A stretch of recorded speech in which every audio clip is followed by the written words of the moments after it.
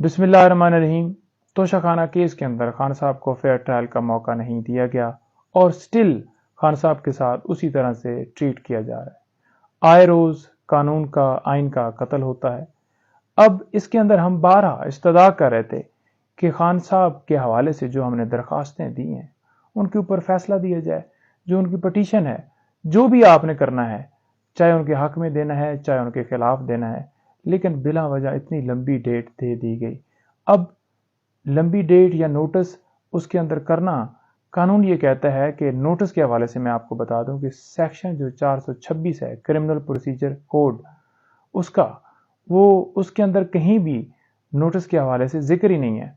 तो लिहाजा जब चीफ साहब ने खुद लास्ट हियरिंग के ऊपर ये कहा कि जनाब आपको सुने बगैर भी सस्पेंशन के ऊपर मैं फैसला दे सकता हूं, यानी कि इलेक्शन कमीशन के वकील को, तो फिर 26 दिन हो गए। इतना लंबा टाइम जो गुजारा गया है, किसी बंदे की आज़ादी को 1 मिनट के लिए भी सलब नहीं कर सकते, ये आइन प्रोटेक्शन देता है। फिर क्यों इतना रखा गया, क्यों नहीं फैसला किया गया? तो लिहाजा अब लास्ट टाइम ये बहाना बनाया गया जी कि पेट खराब है, उससे पीछे बहाना बनाया गया जी कि तैयारी नहीं है। इलेक्शन कमीशन के वो वकील जिन्होंने सारा केस जो है वो प्रोसीड किया, तो आज कैसे कह सकते हैं कि उनकी तैयारी नहीं है?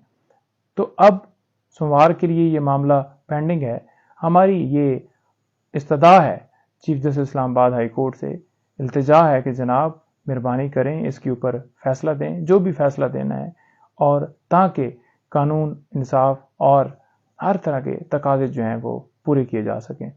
दूसरी तरफ ये बता दूं कि गिरफ्तारी के हवाले से ये न्यूज़ चल रही है कि खान साहब को गिरफ्तार कर लिया गया है, खान साहब को अरेस्ट वो हो गए हैं जेल के अंदर। तो ऐसा मुमकिन नहीं है। इसके ऊपर आइन का आर्टिकल 10(1) ये वाज़िया है।